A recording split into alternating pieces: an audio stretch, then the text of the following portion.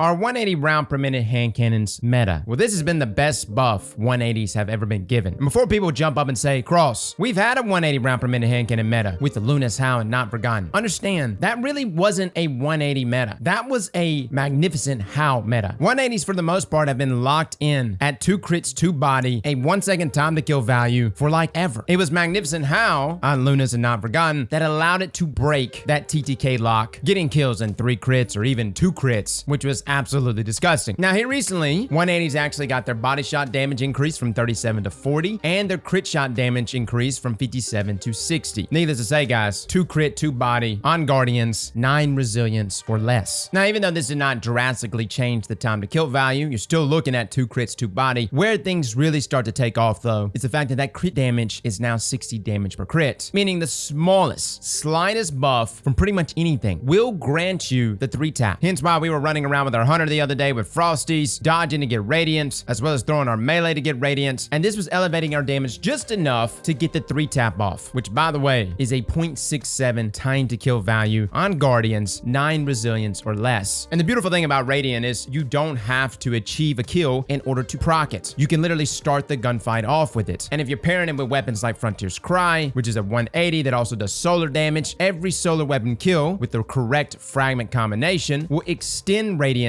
and that buff for even longer. Now that's not to say that damage perks on a weapon doesn't benefit this. If you take something like Kill Clip easily raises that damage up almost to 80 damage per crit, thus allowing you to 2 crit 1 body. So not only are you getting a fast time to kill value, but you're also getting added forgiveness. On top of the added forgiveness by default that came with this most recent sandbox change. Even perks like high impact reserves can do enough damage on the final 3 rounds to achieve a kill on Guardians 5 resilience or less. Granted, it's a risky play, but it's possible. And that's not even including Radiant. So needless to say, guys, every damage perk or abilities that boost our weapon damage is allowing you to achieve that 3 tap. Now, can you get the 2 tap with a 180 round per minute hand cannon? That's nuts, right? Considering at one time, Not Forgotten and Luna's Howl used to be able to achieve that. Technically, you can still get the 2 tap, but you gotta jump through some hoops. One being a 1-for-all hand cannon, which I actually have on my posterity, in combination with an empowering rift. This will actually allow you to get just enough damage to kill a Guardian around 2 resilience or less with that 2 tap. Granted, a little too many hoops to jump through, not necessarily something I would recommend. As far as a kill clip roll goes, no. Even if you were to get kill clip plus empowering, you're still looking at only 184 damage, which won't even get you the kill on 0 resilience Guardians. Needless to say, I wouldn't get too hung up on trying to achieve that 2 crits. Now, what about Malfeasence? Has this hand cannon seen a drastic improvement with these 180 round per minute changes? Well, Malfeasence, just like our other hand cannons, can achieve that 3 tap, so it can still reach that 0.67 time to kill value. However, even though Malfeasence is a beautiful hand cannon, I love this hand cannon, especially in PvE. We did a build last year in like Lake of Shadows and other Taken base strikes where we paired Malfeasence with Lucky Pants. The damage is incredible. But in my opinion, Malfeasence is currently outclassed by a lot of other legendary 180s. If anything, I think this is the perfect opportunity for Bungie to go, hey, we just buffed 180s. We know you want to use Malfeasence, so here's the Malfeasence exotic catalyst. Huh? I think it needs to happen, man. And we already seen it in the database. It's been there for so long. But supposedly it's going to come with a perk called Big Boom. And it's when you actually stack those tainted slugs into your enemy, that 5th slug will result in an even bigger boom in that explosion. The other benefit is supposedly the Malfeasance exotic catalyst is going to grant you plus 20 range, which Malfeasance desperately needs. And I think the setup here is too perfect. Considering this exotic catalyst has been in the database for so long, now is the perfect opportunity, Bungie, to give us this catalyst, considering you just buffed 180s. It needs to happen. With that being said though, amongst our legendary 180 round per minute hand cannons, which one is the best? Guys, we got a lot of them. I think some of these you may have forgotten about. We have 7 Seraph Officer Revolver. We've got the Nature of the Beast, the Ikelos hand cannon, Vulpecula, Posterity, Survivor's Epitaph, or Epitaph, Frontier's Cry, aka the Chode. And I just wanted to throw in a few that I am very fond about. One being Service Revolver. I know, it's been sunset. The other being, of course, our favorite Gambit hand cannon, Trust, which I'm telling you, if we had Trust right now, I think there would be a lot of people using it inside of PvP. Now, currently, when comparing all of these, I still think that Frontier's Cry, aka the Chode, is just all around the better hand cannon. It has great range. Its perk combinations are really good. You can roll things like Rapid Hit and even Kill Clip on it. And when you stack everything together, a Rapid Hit Kill Clip roll can reach up to 31.8 7 meters with barrel perks like Hammer Forge and Accurized rounds. The stability by default is already really good, so it would level out even more with things like rapid hits. And the thing about kill clip is, again, once you get a radiant kill, like you get the 3-tap initially, boom, reload, you've got radiant and kill clip. And if you're rocking our fragment build, these solo weapon kills are just extending that buff even more. That would have been the ideal role. Unfortunately, I didn't get it. The other role you could have gone for is, of course, Iron Reach, which can reach up to almost 34.5 meters, which, by the way, that outcompetes a lot of 140 round per minute hand cannons. I know we have the likes of Cantata, Palindrome, hell, even Allstringer, great hand cannons, right? They're 140s, they can 3-tap, they have pretty good reach, but even a rangefinder max range roll on a Palindrome just barely scoots across the 36-meter line. Frontier, 34 meters, just 2 meters less, yet it has a superior time to kill value when combined with certain traits. Now, granted, one of the biggest drawbacks of the Chode is I find the girth of the barrel to be a little too thick, and in this case, that can be somewhat obtrusive while aiming down sights, which does make it a tad bit difficult for those follow-up shots. Now, other hand cannons that actually have pretty good reach, you do have Nature of the Beast, which can reach up to 33.88 meters. The downside, it doesn't really have any damage perks, outside of maybe high impact reserves, and we already went over the drawbacks to that. Survivor's Epitaph, it too can roll with a lot of great perks, including rapid hit, kill clip, and even if you didn't have a kill clip roll, you could do rapid hit, multi-kill clip, and still get the 3-tap easily. However, Survivor is limited in its range. The best you're going to be looking at is barely over 30 meters. For my folks that are asking, Cross, can Posterity actually be good? It can be. You can use it. It can reach up to almost 32 meters. And even with damage perks like Rampage, that can give it enough damage to get the 3-tap off. However, I think a big complaint people have with Posterity is actually its reticle, at least inside of PvP. Then you have the likes of things like Vulpecula and 7 Seraph Officer Revolver. Neither one of these have ever been major PvP options, at least for myself. Both of those hand cannons I've mainly locked down PvE roles for, including like the Ikelos hand cannon. And this is where I go over the 2 hand cannons that I wish we had currently that were not sunsets. And there's a good chance I'm gonna reach out to someone to try at least one of these out. One of them being, of course, Service Revolver. Now, I know a lot of people probably forgot about this hand cannon. The beautiful thing about this one, it can roll with things like Rangefinder and Kill Clip, giving it the ability to not only get the 3-tap, but also have incredible reach almost to 34 meters. On top of that, Service Revolver was such a steady hand cannon. Bungie really does love this gun model, man. And then, of course, we have Truss. Now, Truss actually rolled with some interesting trait combinations, including Opening Shot and Rampage together, even Opening Shot Explosive Payload together, which would have been nuts. And even though it didn't have the best of reach, about 31.5 meters is what you can expect from Truss. Now, don't kid yourself, guys. Truss, it was the weapon that carried me through comp years ago when Luna's Hound Not Forgotten came to us. On top of that, the weapon happens to be solar, which would pair perfectly with our builds. I would love to see both of these hand cannons back in rotation. So overall, guys, 180 round per minute hand cannons, they are performing better. Bungie's not going to outright give them the ability to 3-tap by default, but considering we have so many ways to buff our damage, you can achieve that 0.67 time to kill value with pretty much all of these hand cannons. And when you combine it with damage perks on these weapons, once you get the ball rolling, you'll continually just keep running around messing folks up. Wish list going forward for myself, Malfeasence Catalyst, and a 180 as consistent feeling as Service Revolver, but with the stats of Frontier's Cry. And again, if you can master the Chode and you have the right roll for it, I promise you guys, this hand cannon will impress you. As for my folks that are wondering, Cross, what about Adagio? Adagio does add forgiveness, which is nice. And yes, it's present there on Frontier's Cry. Here's the thing about Adagio though. Yes, it buffs our damage by 30% actually, and it increases our range, but at the same time, it does drop our rate of fire. And for something like Frontier's Cry, it actually kind of puts the weapon almost in that 150 round per minute archetype that only Sunshot is a part of now. So instead of having a default 0.67 time to kill value, you're gonna be looking at a 0.8 second time to kill value. Granted, these are small, minuscule differences in time to kill, and understand TTK isn't everything. Forgiveness is important too. The biggest drawback Adagio presents, at least for myself, is its cadence or lack of. Shooting a weapon at 180 rounds per minute to suddenly just have it drop to 150 really throws my shot off. I like to tap fire a bunch. I don't really like to spam, and I get used to tapping in a certain cadence when it's at 180. And then when we go to 150, that throws me off, and I'm not tapping exactly when the reticle is on the head of my opponent. If you can adjust to that and get used to it, then I think Adagio can be a play for you there. So guys, that is my thoughts on 180s. I know they're not exactly meta inside of Trials this week, but this of course is a big map, and normally pulse rifles dominate on this map anyways. I think over time, you're gonna see some people dabbling with these hand cannons a little more and more, but either way, this was definitely a sandbox change that needed to happen. Fellas and ladies, thank you all for coming and watching, and as always, slap that like button like your mama Mama told you right.